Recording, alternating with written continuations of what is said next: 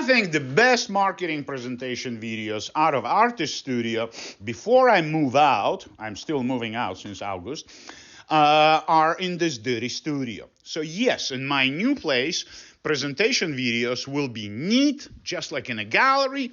The camera is going to focus on one painting, maybe two by comparison. But while I have opportunity to video and talk about those paintings, let's make long videos. So the symbolism, what is symbolism in artist's life, in artist's paintings? It's what you are trying to say, the novelty within the painting. What are those trees? Well, how did these trees become Andrei Bogoslowsky symbol in this particular? How did crab became naturally in the process of search for a magical landscape? This was a huge struggle. First, the crab was on the beach and the ocean was out there. There were no trees. There was an ocean. There was a horizon.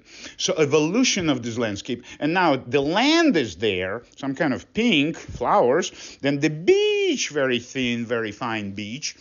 And then the whiter beach and a crab hiding there, right? So it simplified everything. And these magical stars and the heavy textures. The trees are actual organic elements added a year before I finished and I applied those colors. So the transformation of artistic process itself is an inspiration for the next step.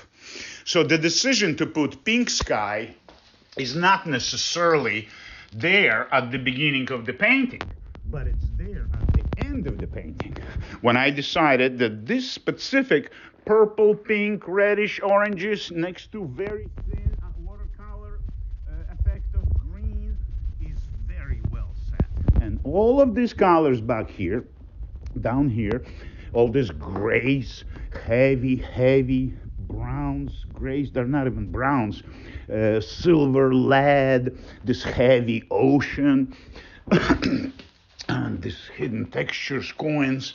So all of these elements, they compose the complete vision of the artwork.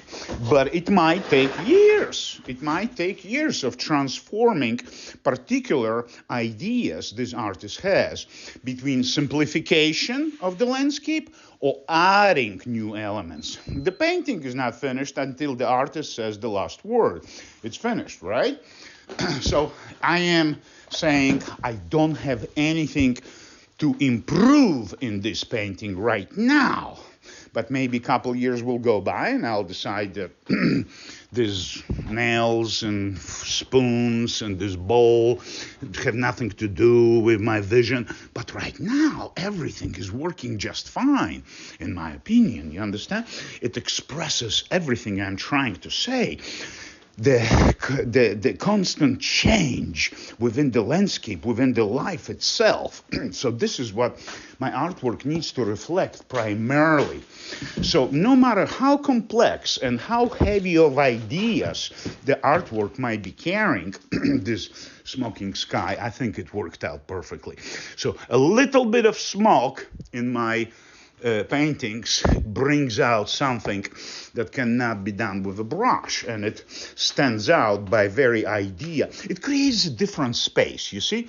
This dark smoke space from smoke soot, it creates this very deep space. And when you have this tree, symbol of a tree attached, and it becomes even more magical when they're hiding in the blue, when they're not immediately visible. You understand? And this grass also is there, but it's not immediately visible. And all of these elements of this particular composition, they're sort of there, but like a ghost, not there. They're defined, very powerfully spoken, very, very strong decisions these artists make, and the painting really glows by the power of its own.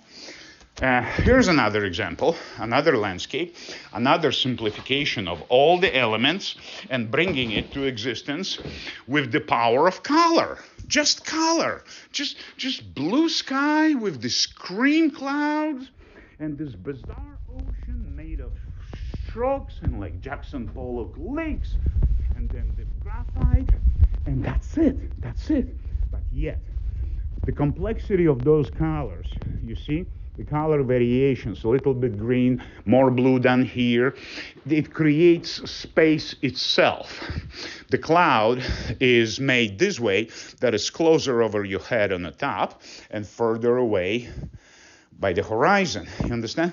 This particular yellow, off yellow spots, everything is thought of, everything is organized. Every little wave in this fantastic ocean, I call it ocean of love, or fantasy, it's an inner landscape of an inner world of a creator, an artist. The colors express the state of mind of this particular person. You understand? The novelty within your artwork, would it be a tree? Would it be a face of a beautiful woman? Would it be 5 million years in the future cactuses, because the planet is called Cactusia? It's my science fiction idea. The spirit, yes, the spirit, that's the right word. The spirit within an artwork is defined by color. You understand? It's you, artist, manipulating how much red is going to go in and next to how much blue, and what's it going to do? And what happens if you add a little yellow? Suddenly, it sings. If you add more yellow, it's not singing anymore. So there is this intuition process of manipulating colors in your artwork. Here's something very challenging to do. One of my series, I call it microwave radiation at the beginning of the universe.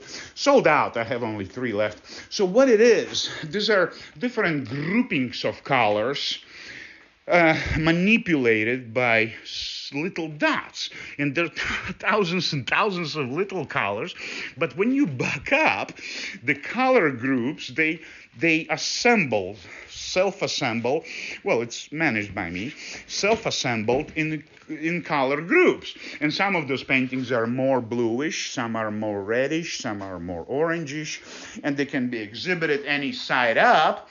And people love everything about the series. And it's like the simplest expression of what I was trying to say, which is microwave radiation at the beginning of the universe after the Big Bang. We had microwave radiation and still available. This is how we know there was a beginning. That's a science. So science inspired me to paint this kind of abstraction with no particular elements, with no individual brushstrokes. All I wanted to say is vibration of colors, not black and white dots, but of colors.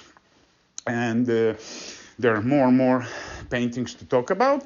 And we should. Here's the still life started and actually was stretched, but I painted it in August 99. And this series of giant objects got sold very well. I have a couple rolled up. I never stretched, I never photographed, never showed to anybody. That's good. I'll stretch them and photograph them. But what is so beautiful about this piece, I repainted the top. I repainted the top, I think in September, and it's working well with the bottom. So somehow I managed to step ahead of 30-year-old painting or 25-year-old painting, you understand? So I took my progress into another level. After 20 years, I changed the background, the back of those glass and whatever can, and the giant size of the objects creates this cosmic fantasy that you are a little creature size of a grain of sand, and the objects around you are those huge objects, and they're made very spontaneously as if they were liquid. But when you back up, you see they're not liquid, they're solid. They're fairly solid by comparison to liquid background. Now, this is what I'm trying to tell you, to teach you about textures. How to paint gas next to liquid next to solid, how to express vibration, microwave radiation. It's emptiness, right? You don't see this stuff. So you need to diversify, and they need to be next to each other as a contrast. You understand? So liquidity is expressed in actual liquidity of the